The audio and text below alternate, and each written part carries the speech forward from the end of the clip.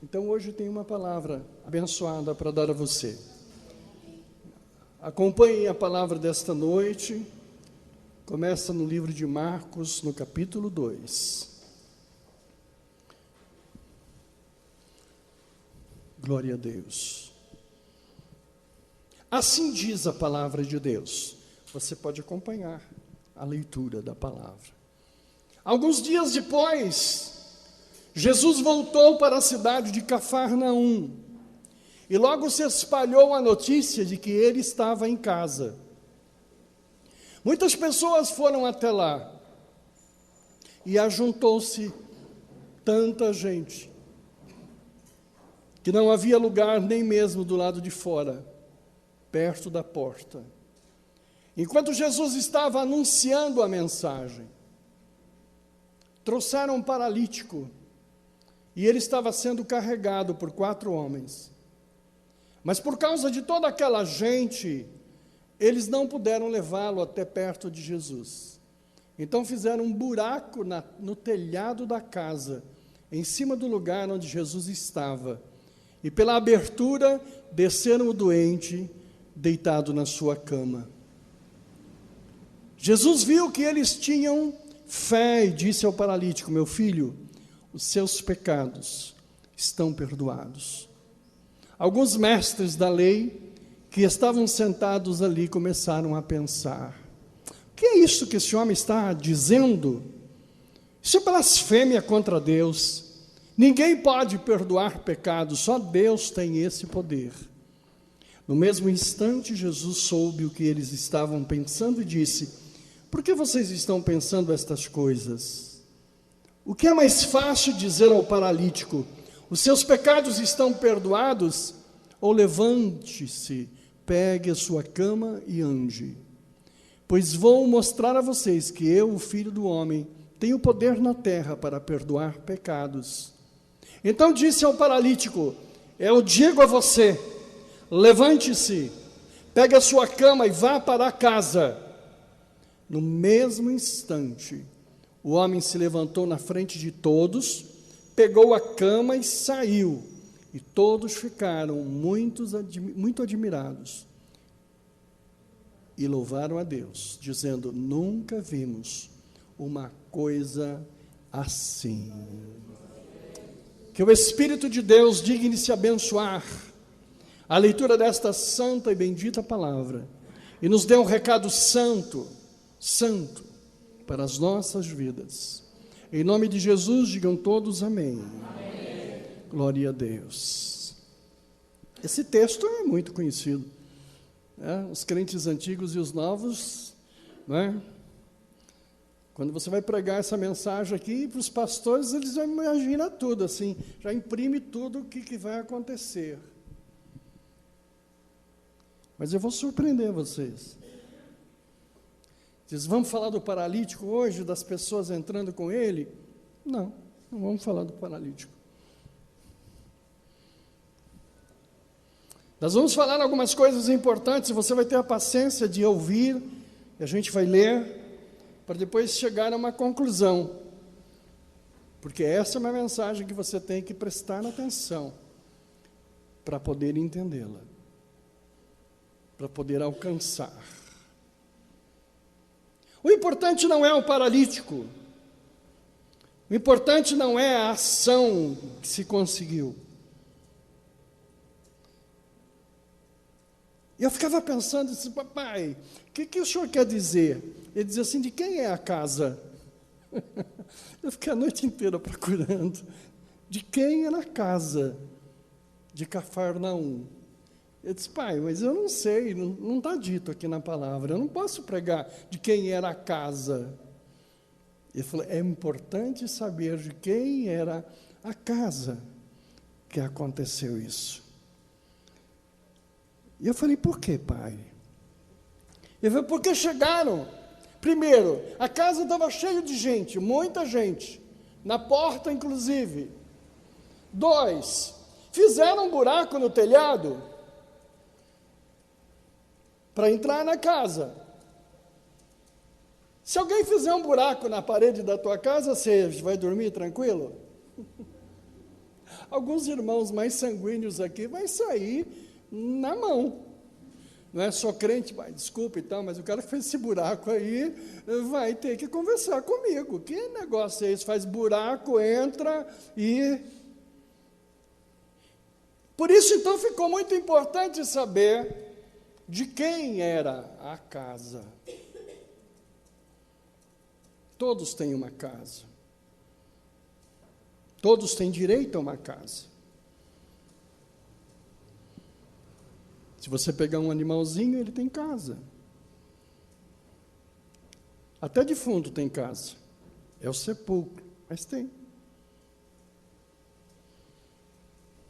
Casa é um direito adquirido, principalmente dos seres humanos, ter uma casa. Aquela casa de Cafarnaum era muito especial. Havia um dono especial naquela casa. Tinha que haver um proprietário. O texto não fala, e eu não quero dizer heresias, mas eu quero ler a palavra para você, para a gente descobrir de quem era aquela casa. E depois de descoberto, então, fica mais fácil. Aparentemente, Mateus 8, 19 e 20, fala que Jesus não tinha casa.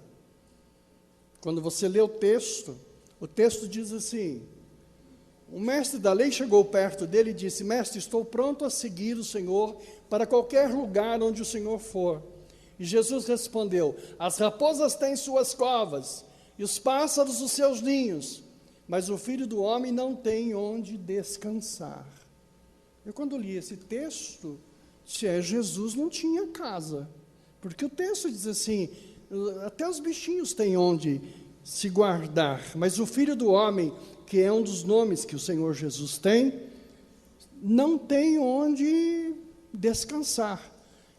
Eu concluí que Jesus não tinha casa, mas não era bem assim, não era verdade isso.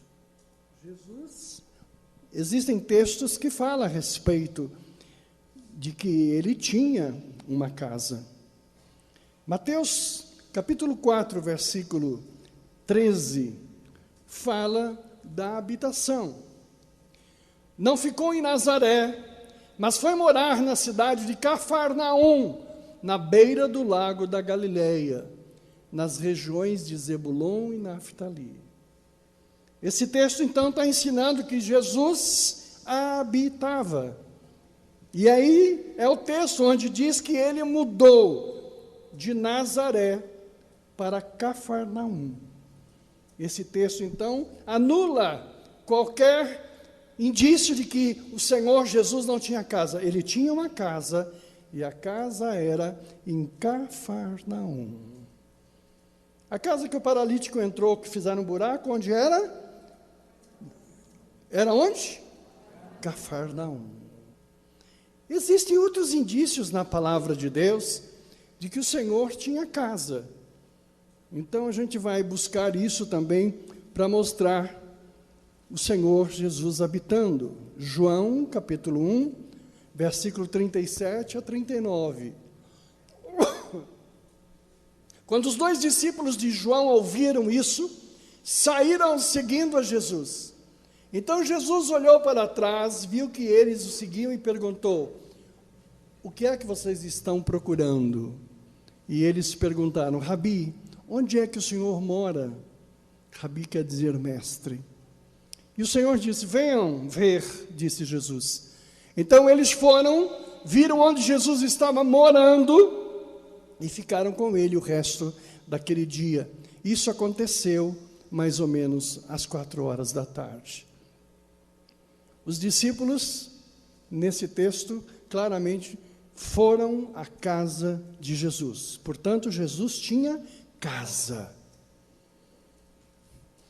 E eles, para afirmar que ele era o abençoado Filho de Deus, eles quiseram não só ver o mestre, o Rabi, mas eles quiseram ver a casa do Rabi. Então, a nossa casa é muito importante. Nós não somos vistos porque somos na igreja. Somos vistos porque como somos em casa. na nossa casa. Esse é o referencial. Não é? E uma vez passei um vexame quando alguém disse assim, pastor, nós vamos mudar aqui para a igreja. Eu disse, por que vai mudar? Eu disse, porque o meu pai é um pastor auxiliar aqui, ele prega tão bonito aqui, mas lá em casa ele é diferente. Ele vive outra vida. Ele é um péssimo marido, um péssimo pai, recebe mal. Somos tratados de forma horrível, mas na igreja ele é maravilhoso. Então a gente vai vir morar tudo aqui na igreja, porque ele aqui é ótimo. Então não adianta você ser, não é, abençoado fora de casa. Tem homem, por exemplo, que ele é simpático, ele é romântico, ele é cavalheiro, tá lá na empresa com a secretária, né? Ele é ótimo com a secretária, mas vai conhecer o homem em casa, é um horror.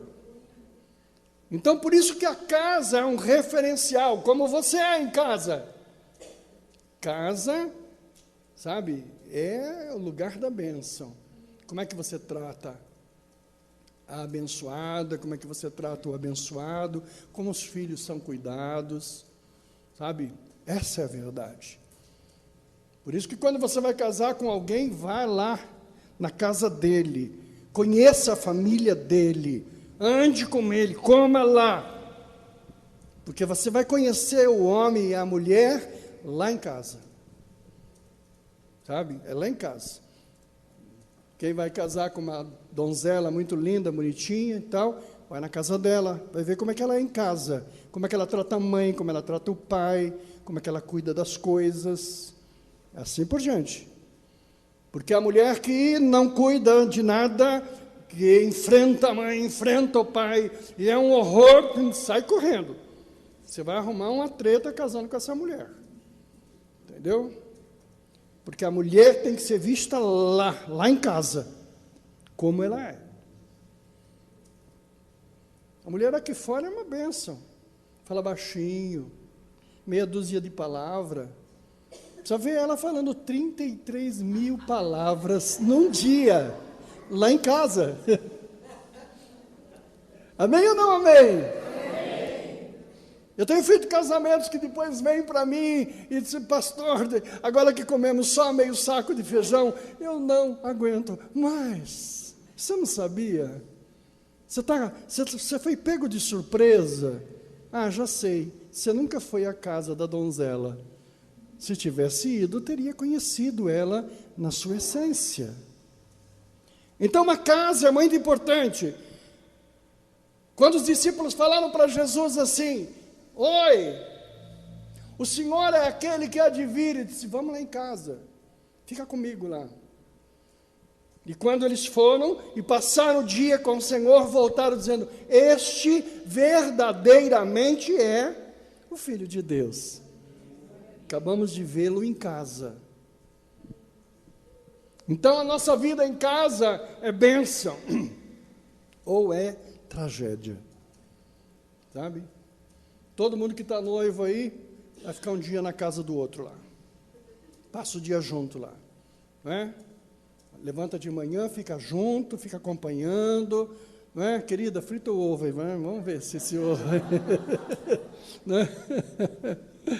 É abençoado. Por isso que o Senhor disse, vem ver como eu vivo, né? Vem ver como eu vivo para você, né? E com o homem também. Você indo na casa do homem, você vai ver a cueca aqui, a meia ali, a toalha lá, você fala, opa, olha, não adianta você reclamar depois, você fala, pastor, ele vai deixando tudo no chão. Você não sabia? Você não foi lá? Você não viu? Devia conhecê-lo lá. Jesus tinha casa. Ele tinha casa. E ele tinha alegria de dizer assim, vem na minha casa. Não é? Vocês precisam ir na minha para me conhecer. Jesus, então, abençoou os seus discípulos, levando para casa. Mateus 13:1 fala de casa também. Naquele mesmo dia, Jesus saiu de casa, foi para a beira do lago da Galileia, sentou-se ali e começou a ensinar. A coisa abençoada. Ele, nesse texto, ele saiu de casa. Portanto, ele tinha casa. E ele saía de lá para poder ensinar. A palavra de Deus, então, fala a respeito disso. Alguém me perguntou um dia desse, mas como é que Jesus comprou a casa dele? Ele comprou a casa dele porque aos 12 anos José morreu. Seu pai adotivo morreu. E ele assumiu a carpintaria a partir de 12 anos. Jesus já trabalhava. Então, olha a importância que se reveste a casa. Desde cedo trabalhou para ter o seu cantinho. Ele conseguiu, ninguém lhe deu. Ele trabalhou e conseguiu. E ser carpinteiro naquela época não era fácil, porque não tinha equipamentos, não tinha aquele negócio, tudo era... Alguém encomendava uma mesa, demorava 1 ano para fazer. Porque ia lá na árvore, cortava, e depois vinha e ela era esculpida. Não tinha serra, não tinha motosserra, não tinha nada. Era mais um ato artístico do que propriamente uma profissão. Então, casa, queridos, a palavra de Deus ensina que é prioridade na nossa vida. Até o diabo tem casa. A diferença é que ele não tem a chave da casa dele. Que a gente chega lá e enfia o pé na porta. A palavra de Deus diz que ele não é dono, não é? As portas do inferno não prevalecem contra a igreja de Deus. Significa o quê? Ele também tem casa, mas ele não tem chave. Então, casa, queridos, casa, devia ser proibido casar sem casa. Todo mundo que quer casar, quer casa. Casa é prioridade na nossa vida.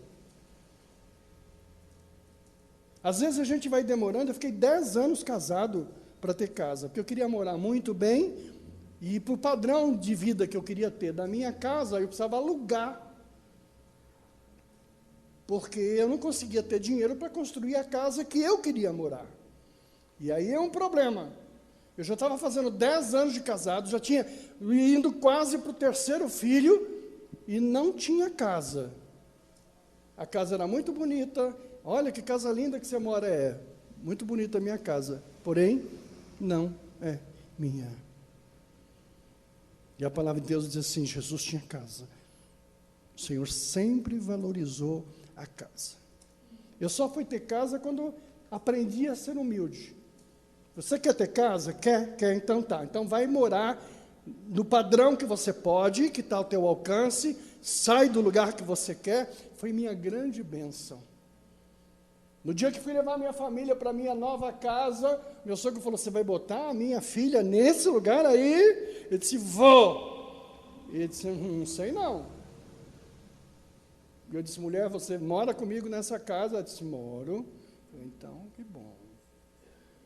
Porque tinha que ir para a periferia, tinha que morar na casa inferior, mas quando eu entrei dentro, era a minha casa, era o meu lugar, aparentemente feinho, mas era meu, e eu passei a ser feliz a partir dali.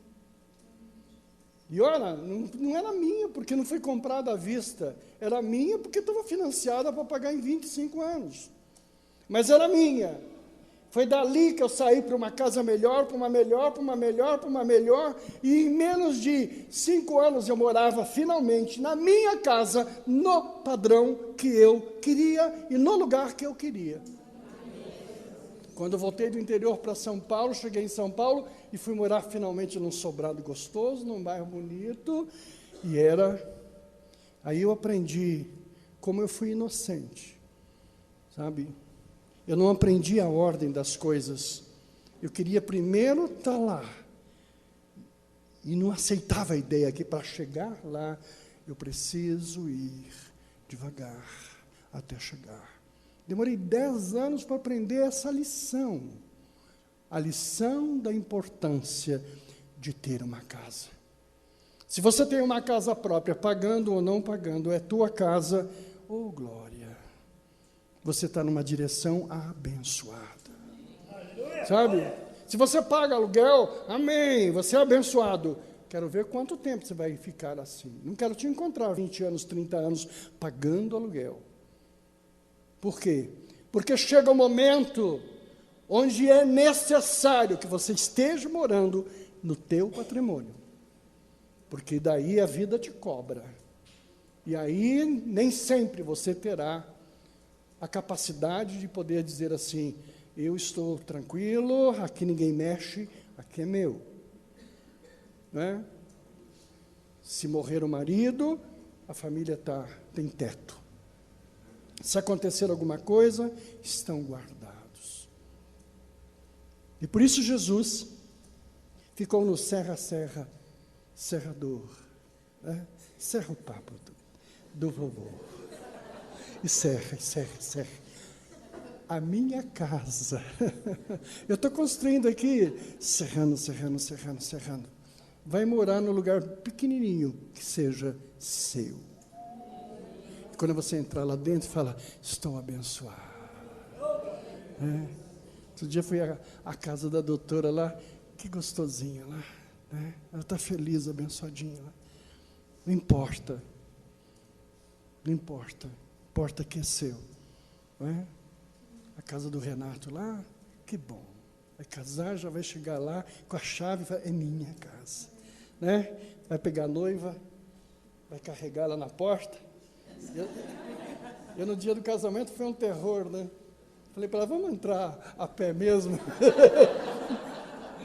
Porque não encaro essa força. Mas é algo abençoado. E Jesus tinha algo maravilhoso. Um historiador conta uma história que não é bíblica, que alguém foi na feira, e a mulher na feira fez um monte de compra, e disse para o dono da feira, o senhor faz entrega a domicílio? Ele disse, se a compra for boa, faço. E aí, então, a compradora comprou abóbora, comprou um monte de coisa e tal, encheu o carrinho e disse, qual é o teu endereço? Ela falou assim, Cafarnaum, rua tal. E ela falou, mas que número? Como é que eu faço aqui para arrumar meu GPS aqui? Como é que eu regulo aqui para chegar lá? Eu tenho um referencial. Eu sou o vizinho, eu moro do lado da pessoa mais importante que tem em Cafarnaum hoje. A casa dele é tão cheia, que se o senhor perguntar, não é, qual é a pessoa mais importante de Cafarnaum, pois eu sou vizinho desta casa. E o cara falou, mas quem é? Ela disse, Jesus. Né? Disse, mas Jesus mora em Cafarnaum? Disse, ele tem casa em Cafarnaum. E como é que ela sabia isso? Porque a casa era assim de gente. Quando Jesus chegava na casa dele, tocava o chofar, e vinha as pessoas todas da cidade ouvir as palavras. Tanto que, quando você lê o texto, dá para colocar o primeiro texto? O Senhor Jesus tinha alegria da presença da multidão, porque muitas pessoas foram até lá, e ajuntando tanta gente naquele lugar, no mesmo dia, do lado de fora, enquanto Jesus estava anunciando a palavra, a mensagem. O Senhor tinha alegria de pregar a palavra. Ele tinha alegria de trazer as pessoas à sua casa para pregar a palavra, anunciar a palavra. A primeira coisa, a grandiosa ação que havia naquela casa era a pregação da palavra. Vocês, queridos, Venham à casa de Deus para adorar e para ouvir a palavra. A igreja não é ritual, não são rituais. Não adianta nós fazermos rituais aqui. A palavra é muito importante. Enquanto a multidão chegava, Jesus anunciava a palavra. Nós crescemos por ouvir a palavra.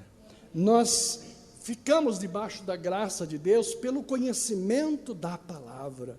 E Jesus tinha compromisso com a palavra. E a multidão vinha pela palavra. Vocês veem aqui, tem o tempo de louvor, de adoração, é muito importante. Esse é o tempo de intimidade com Deus. E depois a importância da palavra. Se não tiver palavra e não tiver adoração, vocês não vêm, ninguém aguenta. Quando nós começamos, há 50 anos atrás, você ia na igreja, lotava a igreja, não importa. Falava de gosto, de lei, de costume. Não tinha outra igreja, ou é essa ou é essa. Hoje não. Aqui, num raio de 2.000 metros, tem 23 igrejas. E as pessoas só vão onde comem, onde tem. Ninguém vem aqui por causa de pastel, pizza, nada. Vem aqui por causa da palavra e do louvor. Amém? E quando você não vier aqui, vá em algum lugar que tenha a palavra. Não frequente a igreja pelo... Olha, a parte social da igreja é maravilhosa, sabe? Nós temos um belo sítio, uma grande chácara, nós fazemos coisas... Não é o social que atrai as pessoas. O que atrai as pessoas que querem Deus é o ouvir da palavra. Amém ou não amém? E por isso que a casa do Senhor estava lotada de gente, porque eles iam lá ouvir a palavra de Deus. Você precisa ter casa como Jesus. A aranha tem casa também. Os bichinhos têm casa. Todas as pessoas que foram, toda a criação de Deus, o Senhor providenciou a casa. O grande problema é o que está em Apocalipse, capítulo 3, versículo 20. Escutem, eu estou à porta e bato. Se alguém ouvir a minha voz e abrir a porta, eu entrarei na sua casa e nós jantaremos juntos. Esse é o problema. É preciso ter casa e é preciso que Jesus esteja do lado de dentro. Esse texto de Apocalipse, ele é crítico, porque ele está em Apocalipse numa carta que João escreveu, dita pelo anjo, à igreja de Laodiceia, me parece. Uma carta que ele escreveu, ele disse, Jesus está batendo na porta da igreja. E aí eu parei e fiquei assustado. Espera, meu. Ele está do lado de fora da porta da igreja. Quem que colocou Jesus para o lado de fora? Nós temos a capacidade de ter casa e não ter Jesus dentro dela. E aí é problema. Aí é problema. Esta igreja havia colocado o Senhor Jesus para fora. Quando você coloca Jesus para fora? Quando dentro dela tem iniquidade, quando dentro dela tem pecado, quando dentro dela tem impureza.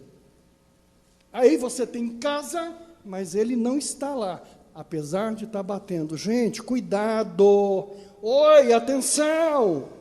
Eu estou à porta e bato. Quem abrir a porta eu entro e ceio com ele. Você precisa, 1, ter casa, 2, ter Jesus dentro da tua casa. Sabe, não tem essa de, ele está batendo e eu vou abrir daqui a pouco. Se você vai abrir daqui a pouco, significa que ele não está dentro. E ele não estando dentro, acontece algo, põe lá no primeiro que nós lemos, acontece algo terrível.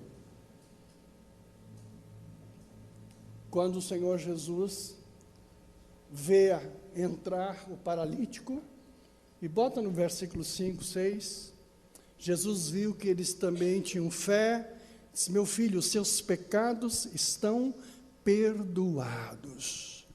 Diga assim: os seus pecados estão perdoados. Agora você diz: pastor, o que o senhor quer dizer? Perdão de pecados só existe quando Jesus está do lado de dentro. Por isso que eu disse, a mensagem precisa, não é algo mastigado para você comer. Você precisa pensar. O paralítico foi levado com todos os obstáculos, ficar do lado do Senhor Jesus dentro da casa. O perdão de pecados, ele só existe quando ele está presente. E ele diz, antes de qualquer coisa, ele diz: os teus pecados estão perdoados. Só Jesus pode perdoar pecados. Veja, os homens que estavam lá dentro dizem: que é isso? Esse homem é heresia.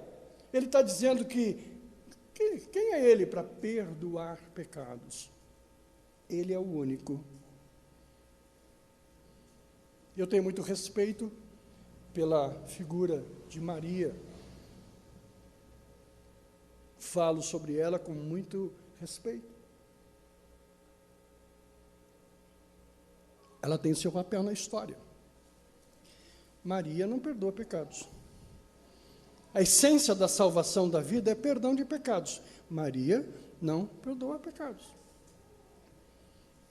Eu fico na televisão lá, ouço, interessante, eu vejo falar, uma vez de Jesus, centenas de Maria. Eu disse: eu preciso de Jesus na minha casa. Eu preciso dele aqui. Eu preciso dele aqui.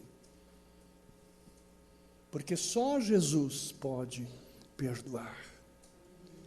Se Jesus estiver na porta batendo, essa igreja está carente, está doente, está jogada. Porque o milagre de Deus só acontece aqui se Ele estiver aqui dentro. Milagres não acontecem se o Senhor Jesus estiver à porta batendo. Paulo fala a respeito de que nós somos templo do Espírito, nós somos a casa do Espírito. Isso quer dizer que o Espírito está dentro da casa. As coisas só acontecem comigo se Ele estiver aqui dentro. Se eu entrar num motel, Ele não entra comigo. Eu estou falando em caso de adultério. Porque o adultério, quando uma família entra lá dentro, e você vai nos Estados Unidos, você dorme no motel com a família, e nem por isso quer dizer que lá é uma casa proibida. Estou falando de relações ilícitas. O Espírito não entra. Não adianta orar, não adianta pedir, não adianta fazer nada, o Espírito não entra lá. Ele não entra lá. Então, o Espírito de Deus que está em você, ele opera quando ele está em você. Se você precisar dele, Espírito de Deus, Espírito de vida, ele se manifesta em você. É a presença dele na tua vida. Então, é preciso ter casa. Diga: é preciso ter casa. E é preciso que Jesus esteja dentro dela. Ele tem que estar dentro da tua casa, ele tem que estar dentro da tua empresa. Sabe? A minha empresa tem pessoas que não creem. A minha empresa tem pessoas que não gostam. Mas ele está aqui. Sabe, o Senhor Jesus não é um ser inadequado a ponto de, sabe... Não, você pode ter a bênção da vida, a comunhão da tua família, dos teus amigos, e nem por isso ele deixa de estar na tua vida. Então é muito importante que você aprenda que o Senhor Jesus, sabe, Ele está com você. Ele não está à porta batendo. E o Senhor Jesus, então, estando dentro da casa, a primeira coisa, Ele anunciou a palavra. A palavra é a essência. Existe canal hoje que você liga e você vê milagre, milagre, milagre, milagre. Esses dias estão morrendo de dar risada. Uma irmãzinha, na simplicidade dela, conta a maravilha que teve da correção intestinal que ela obteve. E hoje, CQC e todo mundo, e ratinho da vida, fazem uma miséria de gozação em cima do testemunho da querida. Testemunho é bênção, os milagres são bênção, é maravilha a se contar, mas nós não vivemos só de testemunho. Existe uma igreja muito querida, muito abençoada, com multidão. Você vai no culto, é só testemunho. Você diz, nossa, que alegria, que coisa... E a palavra? Cadê a palavra? Onde está a palavra? Então o Senhor Jesus mostra nesse texto que a palavra é maior do que o testemunho. A palavra é maior do que o milagre. Você quer a bênção de Deus? Amém. Você vai receber. Você quer o milagre de Deus? Amém. Eu tive uma síncope esses dias, e quando entrei no hospital, na primeira tomografia, além da cara torta, tudo torto, lá dentro tinha válvulas, tinha vasos que estavam... A verdade é que os exames que nós fizemos mais recentemente não mostram as coisas que o primeiro mostrou. Quando o médico pega uma tomografia e a outra, e pega tudo... Essa semana fiz os exames e eles estão agora fazendo investigação da veia carótida. Ele está procurando aonde que foi, o obstáculo pelo qual eu caí duro. Eu tenho a impressão e a certeza de que o Senhor já mandou uma setinha lá e... Deixa eu desentupir esse gasto aqui, que não tem vaga no céu para o meu querido aqui, ele tem que pregar mais um pouquinho lá. Deixa ele pregar mais um pouquinho, enquanto isso eu tiro esse negócio aí da cabeça dele. Garanto para vocês que eu não soprei para dentro, no sentido, a mãozinha de Deus estava lá. Eu tenho visto maravilhas de Jesus. Esse púlpito aqui já viu gente cega abrir o olho e enxergar. Quem é antigo da igreja sabe. Muitos irmãos com diagnóstico de câncer foram curados aqui maravilhosamente no nosso meio. Então, milagre não falta neste lugar. Mas nós aprendemos que a essência deste lugar é a pregação da palavra de Deus. Eu, de vez em quando, derivo aí para comportamento, derivo para atitudes, etc. e tal, motivo, trago palavras de força para vocês, mas o Senhor pega a minha, volta para a palavra, volta para a palavra, volta para a palavra, A motivação vem pelo conhecimento da palavra. E quando você prega de Jesus, então o diabo fica bravo. Ele fica irritado. Então, lá dentro da casa, esta bênção de o Senhor falar, os teus pecados estão perdoados. E esse perdão é necessário. O perdão dos pecados é necessário. Você tem Coríntios 5:5 aí? Entreguem este homem a Satanás, para que o seu corpo seja destruído, mas o seu espírito seja salvo no dia do Senhor. Esse é um dos textos mais duríssimos. Mais duríssimos. Uma vez salvo, sempre salvo. Você não perde a salvação. Mas você tem limites de pecado. O pecado precisa ser perdoado. Ninguém pode conviver sem perdão de pecados. Porque o Senhor sabe que enquanto vivos, nós estamos sujeitos a pecar. Ele sabe que este corpo é sujeito a isso. Não adianta você querer ter uma vida em plenitude de santidade, que nem assim. A gente peca pelo olhar, a A gente peca pelo pensamento. A gente peca de graça. Por mais que você se contenha. Um dia desse, conversando com um homem de Deus, ele diz assim, isso comigo não acontece. Eu disse, não faz isso. Não seja acusador. Acusador é o diabo. Quando você peca, o diabo diz, eu vi. E ele vai ao céu, diz a palavra de Deus. Não ao céu onde está assentado Deus Todo-Poderoso, porque lá ele não entra. Mas ele vai no céu atmosférico. E ele vai cobrar a justiça sobre o nosso pecado. A palavra de Deus diz que o diabo acusa de dia e de noite. De dia e de noite. Por isso o diabo é chamado de o acusador.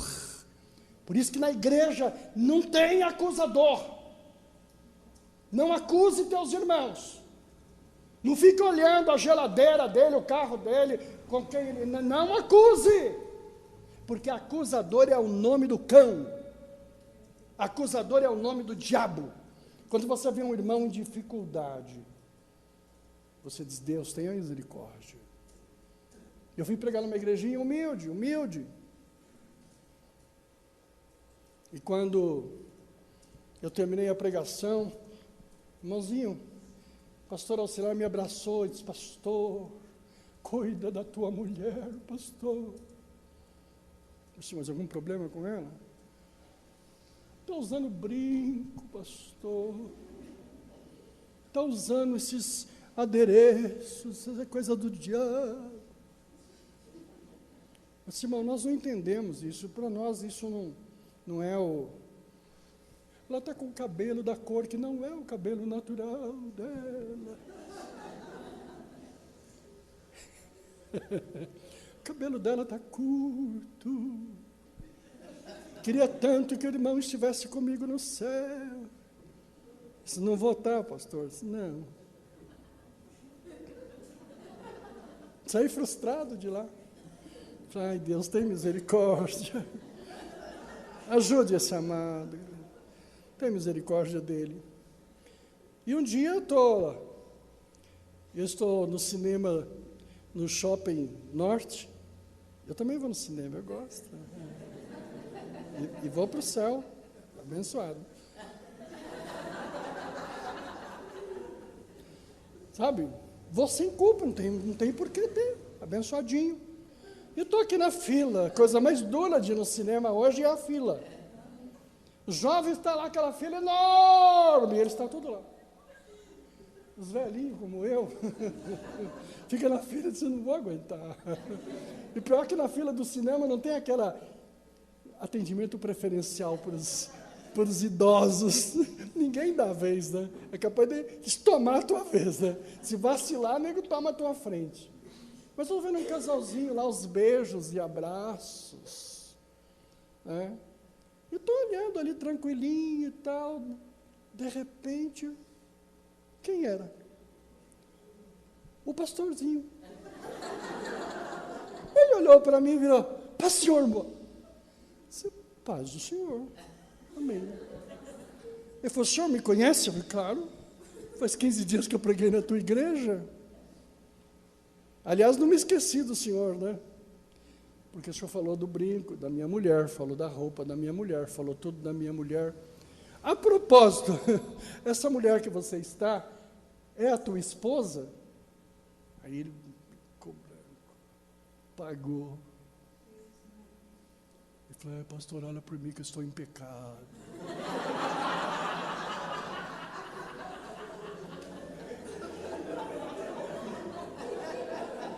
Vem aqui, deixa eu falar no teu ouvido. Acusador, você é filho do cão, é o próprio cão. Você abre a boca para acusar. Quem abre a boca para acusar é filho do diabo e é o próprio personalizado. Você está preocupado com o que está na orelha da senhora, o que vestido que ela veste.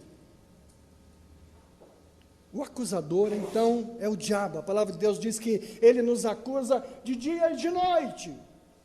Ele fica lá, meritíssimo, se dirigindo ao Pai. Eu vi!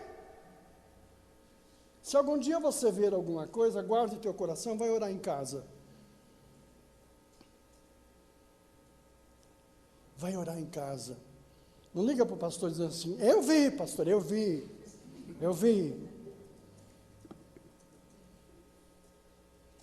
Nós somos muito orientados em relação à nossa formação pastoral, diz assim, toma cuidado onde você vai, porque as pessoas quando veem alguma coisa, são implacáveis. O que mais tem na igreja são acusadores. Em todas as igrejas são acusadores. Eles têm prazer de ver a pessoa cair. E se a pessoa se segurar, eles vão lá e pisam no dedinho que é para cair mais. O diabo faz isso. Isso é estratégia maligna, é coisa do diabo. E o diabo fica lá, eu vi. Outro dia, conversando com o irmão com uma alegria, ele foi tirar a blusa e o maço de cigarro caiu no chão. Aí ele disse, pastor, que vergonha. Vergonha de quê, meu querido? Você está lutando para se libertar disso? Você ainda não conseguiu dominar isso, mas você vai conseguir, você vai vencer. Eu acho bonito quando alguém diz, eu sou dependente de droga. Você sabe que eu já cuidei e cuidamos de dependentes? Eu acho bonito quando o dependente diz, eu sou dependente. O horror é quando ele quer ser santo, quer ser inimputável. E aí você não tem como ajudar. Porque você precisa agredir, ofender, entrar na sua intimidade. É muito melhor quando diz assim, sou um drogado, preciso de ajuda, sou dependente químico, sou dependente alcoólico, sou dependente de cigarro, me ajuda. Algumas pessoas não querem ajudar, querem acusar, e quando você acusa, você não constrói. Quando você acusa, você destrói. Essa é a tática do diabo. Eu vi. Só que na tática da acusação do diabo, que é essa que Jesus disse para o paralítico, perdoados estão os teus pecados, antes de qualquer coisa, que o diabo, ele é assim, ele fica lá, eu vi, dá sentença. Quando você ora a Deus, você não confessa os seus pecados para mim, você confessa a Deus. Quando você diz a Deus, confessando os teus pecados, se o diabo pegar, ele vai lá e diz, ó, ele é réu confesso, Então, justiça nele. Como Deus é justo, ele não pode punir um e não punir outro. A justiça de Deus, ela é equânime, ela é igual. Isso é isonomia. Deus age comigo como age contigo. Por isso que o perdão é necessário. Todo aquele que morrer em pecado não perdoado, vai passar por isso. Quando nós lemos 1 Coríntios 5:5, este era um homem de Deus, ele estava na igreja de Coríntios. Ele estava dentro da igreja. E olha o que aconteceu. Entregue este homem a Satanás, para que o seu corpo seja destruído. Era um crente. Sabe o que esse homem tinha feito? Ele tinha se deitado com a mulher do pai dele. Não era sua mãe, era madrasta. Mas estava no lugar da mãe. E o Senhor falou, dentro da igreja, há algo tão impiedoso, algo tão terrível. E este homem não havia pedido perdão a Deus, ficou dentro da igreja quietinho. Dentro do critério da justa justiça,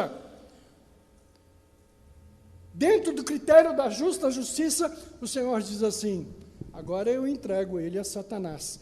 Todo pecado não perdoado gera juízo, gera sentença. Por isso que você tem que pedir perdão. E aí então o Senhor entrega aquele homem para a destruição. Olha, mas que interessante como é o amor de Deus. Destruído, mas o seu espírito seja salvo do dia do Senhor. Olha, é difícil de entender isso. O Senhor mandou destruir a carne. Contudo, ele falou, o espírito seja salvo. Por isso ele diz assim, não perdemos a salvação pelo pecado quando somos crentes, mas nosso corpo é destruído. Porque o diabo não perde a oportunidade de destruir o teu corpo. A única chance que ele tem é essa. Por isso que ele fica lá, eu vi, e eu vi. E você demora para pedir perdão. Não dá tempo de pedir perdão.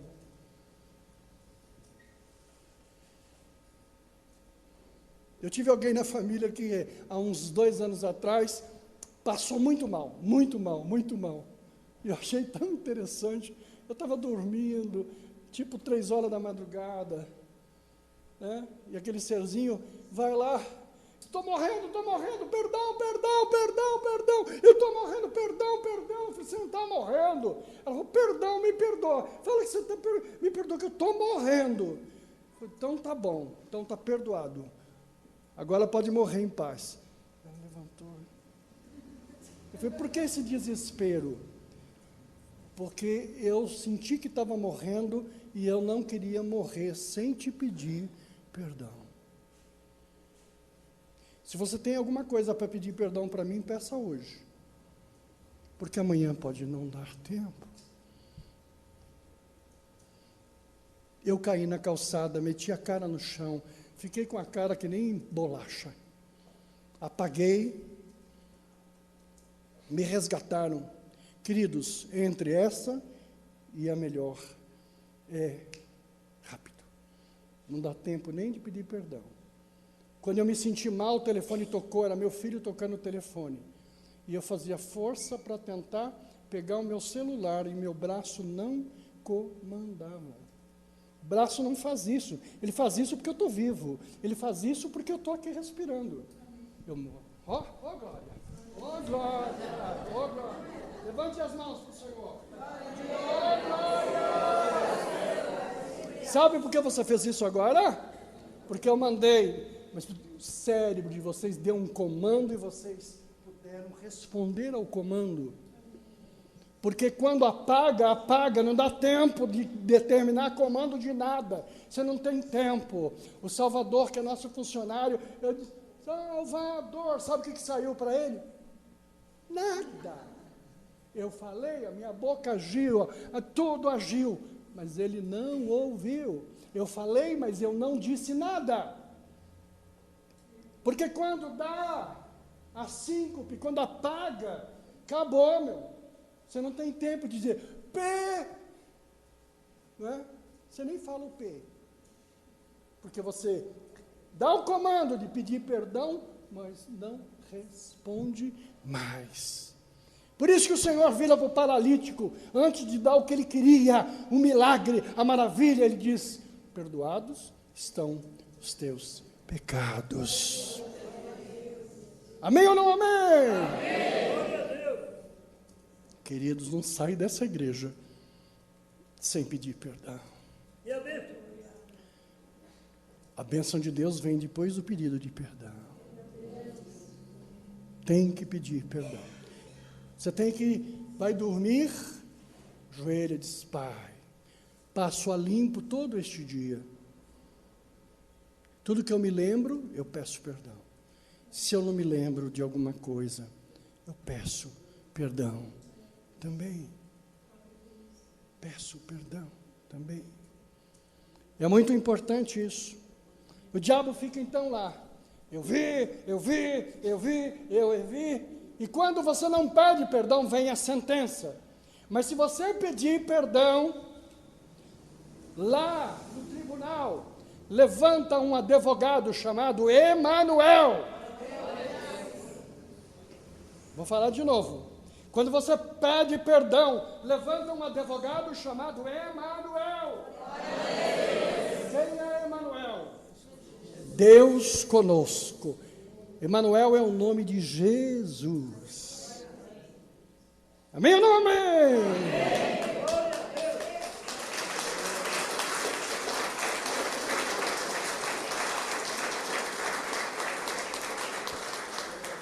Primeiro João, cartinha de João, lá no final do Apocalipse, lá, ele diz, né, que não pequemos, filhinhos, não pequeis, porém, se pecardes, tendes um advogado, Jesus, que vai interceder. Queridos, Maria não levanta lá para interromper, Buda não levanta para interromper, Confúcio não levanta para interromper, religião nenhuma levanta para interromper. O perdão de pecados é feito pela palavra do Emanuel, o Deus conosco, o Jesus presente. E ele diz para Satanás, cale a boca. E Satanás quer. Ele diz, quantos pecados tem esse meu filho? Tem esse, tem esse, tem esse, tem esse. E o Senhor escreve embaixo, o sangue de Jesus é capaz de perdoar todos os pecados, livrar de toda a condenação. O sangue de Jesus é que nos livra de todo o pecado. Emanuel intercede por você, advogado seu, toda noite, todo dia, para que você não durma em pecado, para que o teu corpo não seja destruído, para que a tua vida não acabe. O Emanuel levanta e diga, eu sou o que sou. Os teus pecados estão perdoados. Foi isso que ele fez dentro da casa. Olha, tudo isso está inserido nesse texto. Você estava esperando que eu fosse pregar do paralítico? Olha quanta coisa não tem nada a ver com o paralítico. E agora então, o Senhor diz ao paralítico, a bênção de levantar. No mesmo instante, Jesus soube que eles estavam pensando, e na sequência, e digo a você, levanta-se, pega a sua cama e vá para a sua casa. Agora, finalmente, já vou terminar. Como é que ele entrou naquela casa? 4 pessoas carregando. Isso chama dependência. Sim ou não?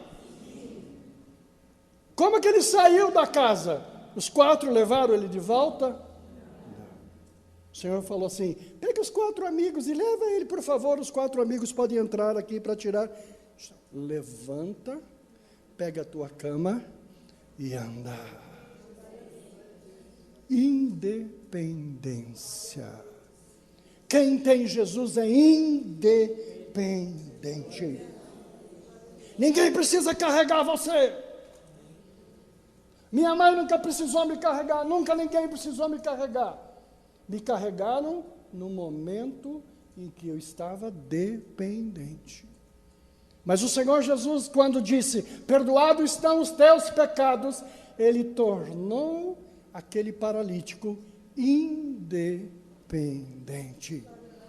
Sabe por que você é dependente disso, daquilo?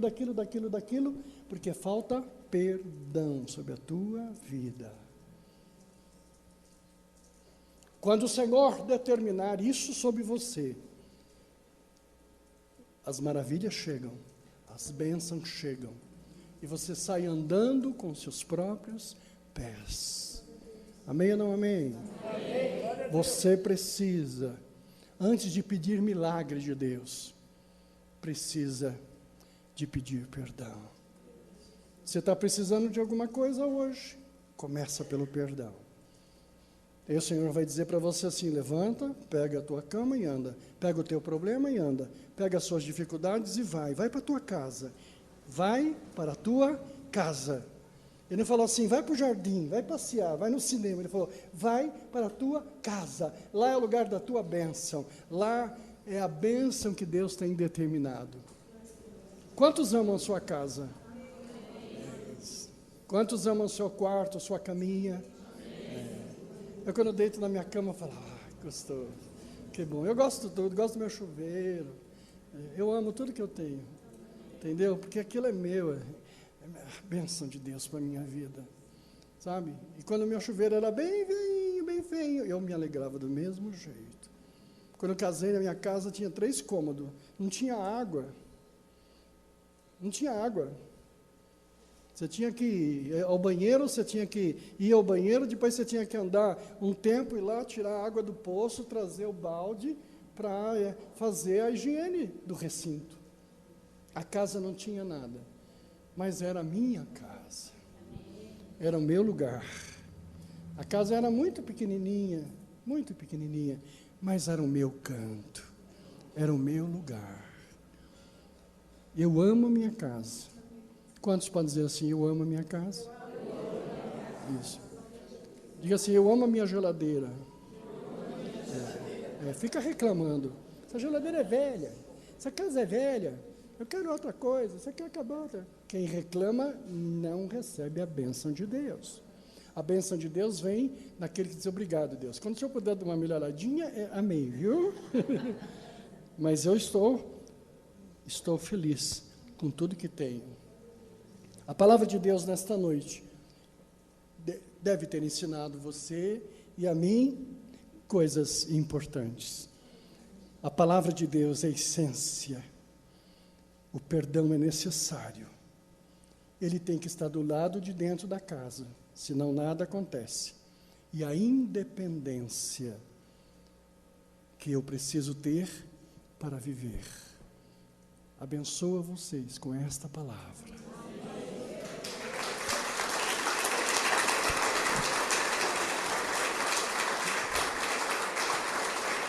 Glória